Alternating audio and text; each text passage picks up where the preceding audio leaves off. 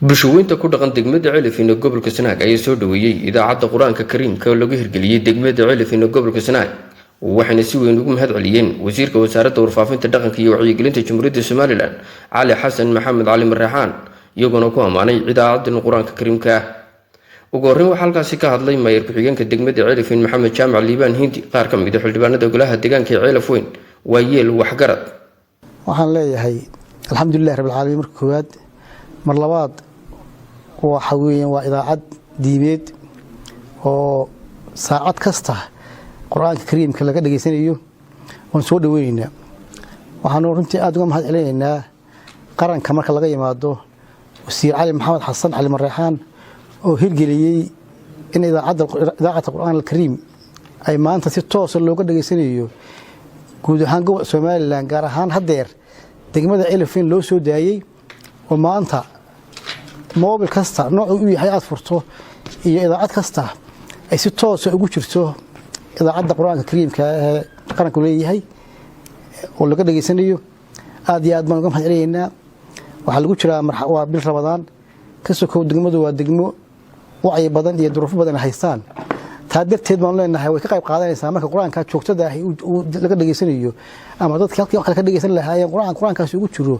waxaan leenahay deganaanshiyaha iyo xasiloonida iyo nabadgelyada iyo horumarkuba diinta ku jirtaa anagoo ah mudanayaasha degmada Ceelifin waxaanu aad iyo aad u hambalyeynaa wasiir Cali Marraxaan oo noo soo daayay idaacadda Quraanka ee degmada Ceelifin runtii aad iyo aad ugu mahadsanyahay waxqabadka oo hawada noo soo mariyay waanu ku soo dhaweynaynaa waxaanu ka codsanaynaa inuu tii yeelina لو صدره ورنت برنامج laga dhageysto aad iyo aad baan hasiyahay aad iyo aad baan loo dhageystaa dadku u dhageystaa oo fiican tahay wax badan baa laga faa'iiday waxaan runtii aad iyo aad u soo dhaweynaynaa siideynta idaacadda Quraanka loo soo daayay Soomaaliland iyo goboladeeda ama degmada Ceelifin waxaan anagu aad iyo aad uga mahadcelinaynaa oo wasiirka iyo tiimkiisa la shaqeeyay aan wasaaradda warfaafinta aan runtii ku soo dhaweynaynaa oo aan aad iyo aad uga mahadcelinaynaa siideynta Quraanka iyo idaacadiisa aad iyo aad ugu baahnaa waliba doorkan ay ku soo beegantay magaalada Ceelifin ay tahay magaalo xasaasiya oo u baahan in dhigaheeda ay buuxiyaan Quraanka Kariimka ah si ay uga tanaasilaan colaadda iyo rixim goysnimada iyo raxandarrada ay ku jiraan aad iyo aad baad wasiir xilay leedahay baad soo deysay aad baanuna kugu mahadnaqaynaa wax badan oo shaqooyin oo hanaad dalka waad ka soo qabatay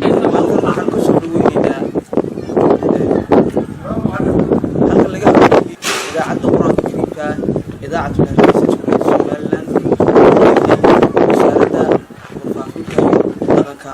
Soomaaliland علي waxaan leenahay ma sha Allah waxaad hirgelisay degmada Ceelifin ka hirgelisay dhageysigeedii hargeysa waxaan leenahay ilaahay xasanaadka ramadaanta jazakallahu khayr baan leenahay wasiir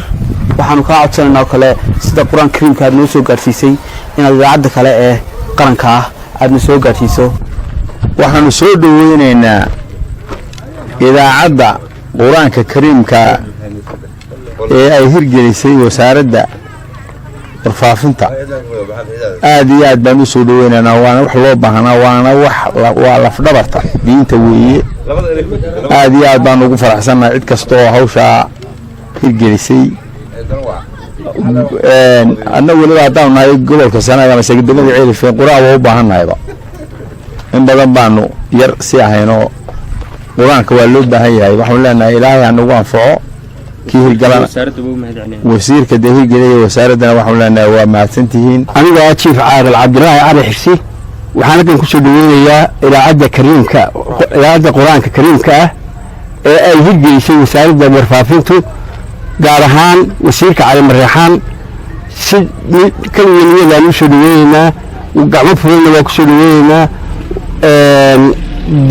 wasiirka iyo wasaaraddiisa waa hambalyeynaa Ceelifin way baanta waxaan kaloo halkan hambalyo uga dirayaa mahadcelinaynaa soo dhaweynaynaa idaacadda Quraanka Kariimka ee laga hirgeliyay degmada Ceelifin waxaan uga mahadcelinaynaa wasiirka warfaafinta wasiir Cali Marraxaan سودينتا إذا عطا عيلفين لو سودايي oo ahayd wax weyn oo loo baahnaa oo ka dhinaa magaalada waxaanu leenahay ilaahay khayr iyo hay'adsiyo way hagaajiseen maanta waxaad moodaa inay tahay meel magaalo ah ama dhultee horumarada maartay wax laga dhigeysan karaayo ama wax la iska war karaayo marka waxaan leeyahay jasaa Allah wa khayr Allah hay'adsiyo waxaan mahad celinayaa wasiir cali marreexaan oo degmada ceelafweyn u soo daayay waxa idaacada quraanka kariimka taasi oo timi waqti loo baahnaa baahi weyn loo qabay waxa aad loogu xasuustaa xukuumadii Siilaanyo inay aasaastay idaacadan waliba ay aasaastay bishii labadii bisha Ramadaan 1400 iyo 430 hijriga oo ku beegneed 12kii bishii 7 2013 markaas Soomaaliland idilkeed aad u soo dhaweysay in yarna ay ka bixi jirtay Soomaaliland laakiin maanta Ilaahay subhanahu wa ta'ala wax loogu mahadnaqo waxa ah maadaama ceelfeen marayso idaacadii aad baad u mahadsantahay maalin wasiir ku daro dadkan noo dhameystiro TBB sida idaacadaha dhan waayo in door weyn naga maqnayd degmada ka maqnayd degmooyinkoodii la wax yar waayo iska helay gobolay marayaan marka insha Allah waxaan ka codsanaynaa wasiirka inuu noo dhameystiro FM-ka dhan runtii waa wax qabad weyn waa farxad weyn in idaacada quraanka kariimka ay wasaaradda warfaafinta uga furto degmada ceelafweyn baraaj kamid ah waxaan leeyahay waad ku mahadsan tahay wasiir cali runtii wax qabad ka weyn ma jiro quraan la isu keeno wax qabad ka weyn ma jiro runtii waa dareemayaa dadku oo meesha dib ka jirtay wax qabadkii nabadeyntii iyo wanaagii wad ka qayb qaadatay fiditaanka ama soo gaarsiinta la soo gaarsiiyay magaalada ceelafweyn idaacada quraanka kariimka isla markaa uu ku howlanaa oo marka ka soo shaqeeyay wasiir cali marreexaan aad iyo aad ku soo xawayaan ka mahadnaqaynaa arrinka wanaagsan ee khayriga ah idaacada quraanka kariimka runta war soo dhaweynayna aad waa loogu baahan yahay ministerka calina aad buu shaqeeyay idaacada weyn radio hargeysana wasiir noo balaari idaacada quraanka waa soo dhaweynayna anigoo ah Cabdul Bakar Maxamed Faarax waan ku soo dhaweynayaa waxaan soo dhaweynayaa idaacada quraanka kariimka iyo xadiista ee hirgelisay wasaaradda warfaafinta waxaan u mahad celinaynaa wasiirka warfaafinta cali marreexaan oo na soo gaarsiiyay idaacadii quraanka kariimka degmada ceelafweyn soo gaarsiiyay taasoo aad loogu baahnaa